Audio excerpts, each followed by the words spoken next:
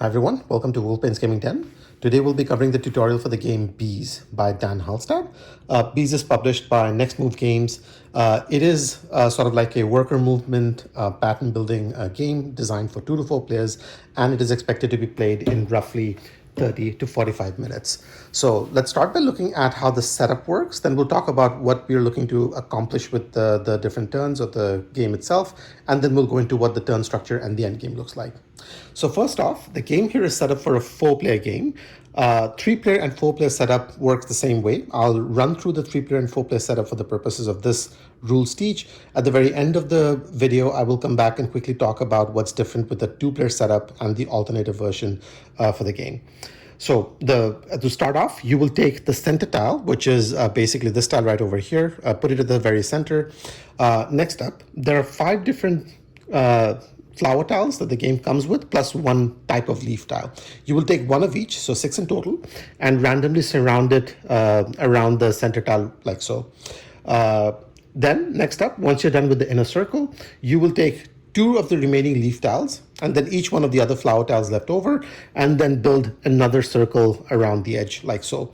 When you're doing the placement, the one rule you have to keep in mind is you cannot have 2 tiles of the same type right next to one another. So yellow and yellow, for example, could not have been adjacent to one another. There must be a gap of at least 1 when you're setting it up. Once you're done with that, you will need to then place the nectar tiles. The way that works is you have 2 different kind of nectar tiles that the game comes with. You have the small ones and the large ones, and they basically have the same color. So you need to be careful in terms of which one you're placing where. The small ones will all go on the smaller circles that are printed on the different flower tiles. You will put them on the matching colored tiles. So in this particular case, this is a yellow flower. So you have the yellow nectar tiles that will go on the side of it. And then this has a center that is red. So the large nectar tile that will go on it will be red. So the flowers will not have the same colored small and large nectar tiles, but they will be based on the color of the spot you're placing it in. You will do the placement for the small ones on each one of the flower tiles that are out in the playing area, but the large ones will only go on the outer flowers, so they will not go on the inner ones. So over here, none of these have the larger nectar tiles, but all the outer ones have the large one in there. Once you're done with that, give each player their player board.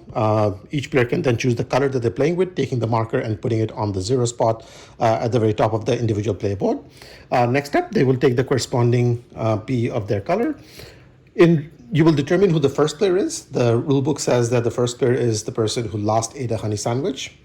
I think that's an unfair rule given the fact that I don't remember when I last had a honey sandwich. So you can also determine that randomly, as it were. Once you've determined the turn order, starting with the last player and then going counterclockwise to the first player, each player will put out their player B on the starting location. And the key rule over here is the B, when you're putting it out, must face the direction of the arrow that's going out. So I cannot have a B looking sideways or looking towards the center of the tile, but they must be facing the direction outward that is printed on the center tile itself. And then once you've gone counterclockwise and put them up, you're basically done with the setup of the play area. The last piece you will need to do is the objective cards. Now, the game comes with different kind of objective or goal cards, and these are basically dished out in 3 different colors. It's represented by 3 different types of jars, as it were. You will shuffle each one of these stacks separately. Once you've done the shuffling and you have the 3 different stacks, you will take 1 card randomly of each color and put it out in the common play area right next to the board like so. These are now going to be common objectives that everybody will aim towards. Next, you will take 1 of each color and give it to each one of the players playing around the table.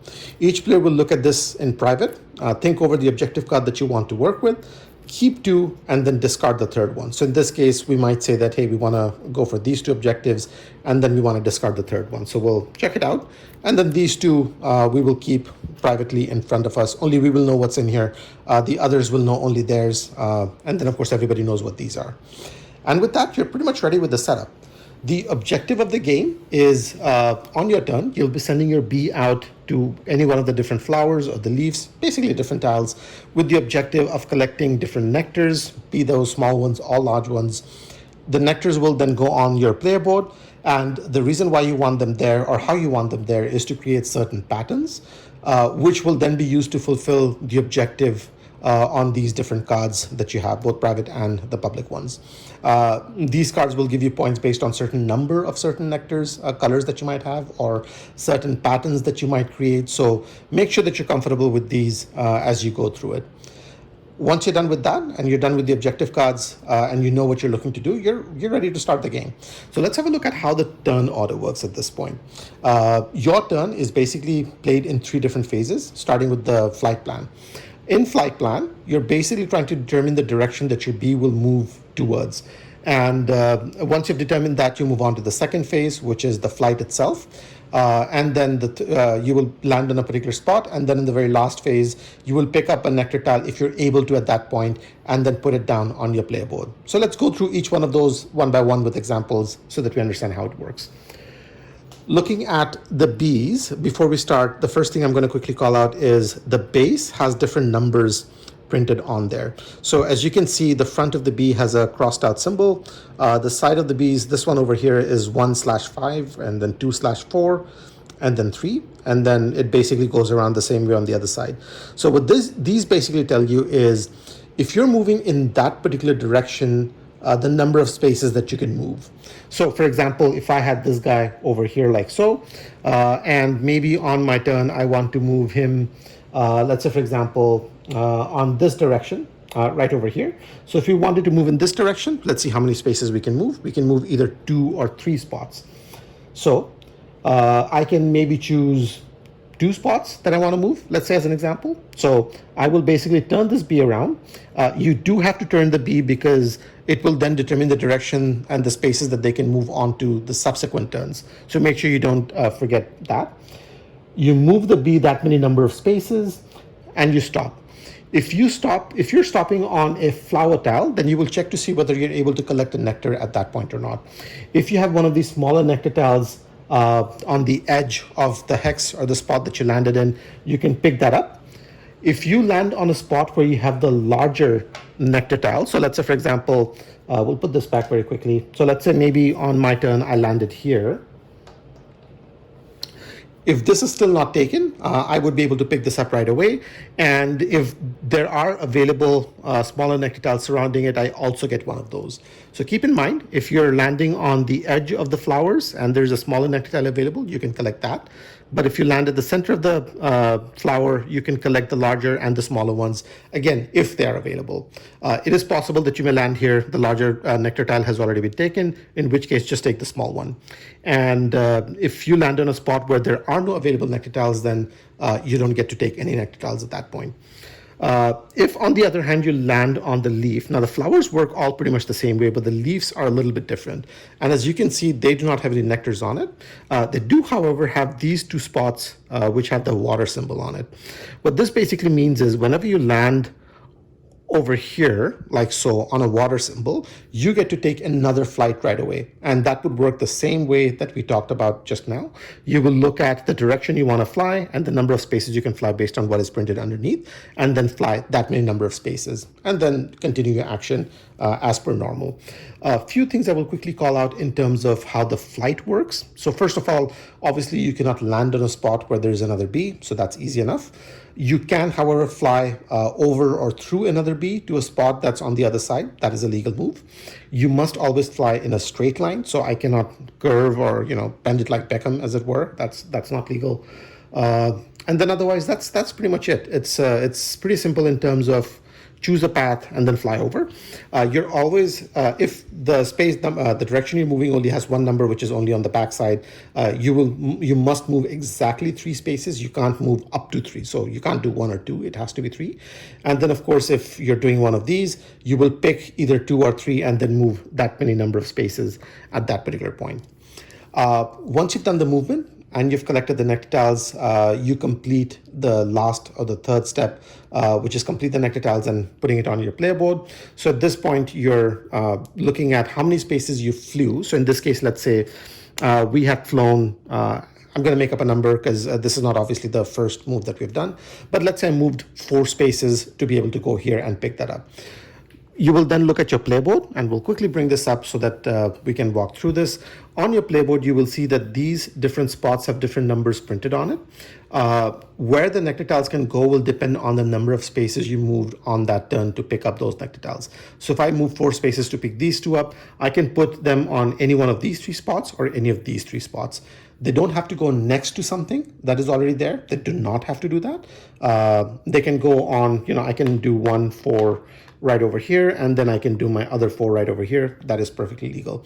But obviously I might come to a stage where I've run out of different spots for the moves that I've done. So maybe these are all completed. So if I cannot legally pick up a nectar, I would not be able to place it down, and the nectar would get discarded at that point. So you want to plan it out in such a way so that you're putting it on the spots that are available, and you're putting it on spots where you can score points based on the objective cards that you have in front of you as well. Every time you collect a nectar, you will move this one forward by 1. So if on this space basically goes from 0 all the way up to 12. So you will start off right over here. If you collect 1 nectar on your turn, you will move this forward 1 spot. If on your turn you've collected 2 nectars, you would move it forward 2 spots. So keep that in mind. It is important to keep track of this one because this is your end game trigger as well.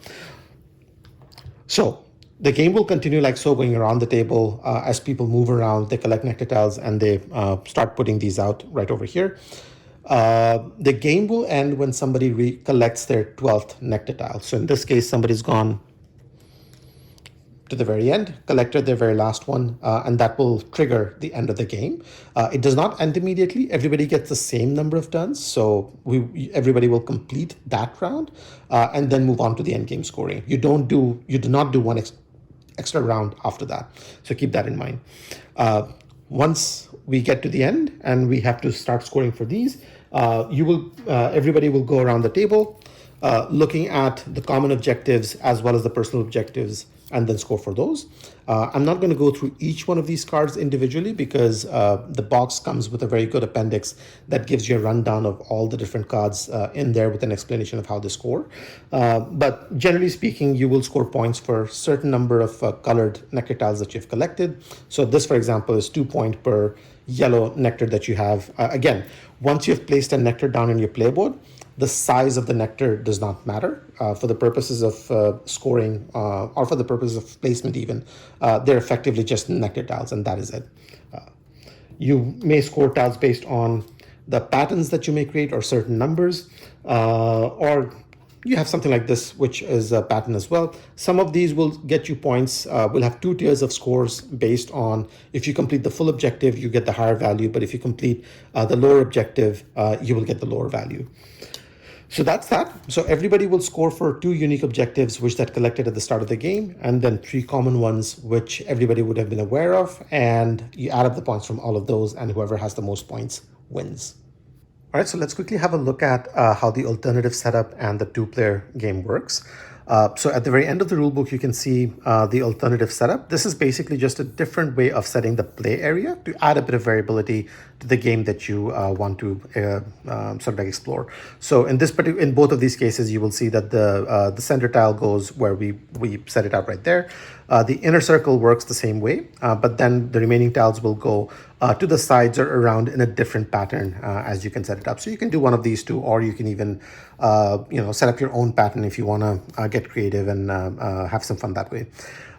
There are additional, not rules, but slightly different setup for a 2-player game. So basically the way that this will work is you will still set up the center tile like so. The inner ring is set up the same way as well. Again, that is common regardless of how many numbers of players you're playing or the setup you're using. But then for the outer circle, instead of doing a full circle, you will pick up 1 of each different kind of tiles, so 6 of them, and then put it 3 to the right and then 3 to the left. Again, following the rules that you can't have similar tiles going next to one another. The remaining tiles will basically be put back in the box and not be used in a 2-player game. There are also some additional rules for an expert play or an expert variant. I'll leave it up to you to discover this particular section on your own once you've played the game a few times and you are comfortable with how it works. But generally speaking, that pretty much is the rules for Beez. So hopefully you enjoyed that. If you like the video, do hit like down below. If you have any questions, thoughts, comments, also please feel free to leave them down below as well. I'll get to them as soon as I can.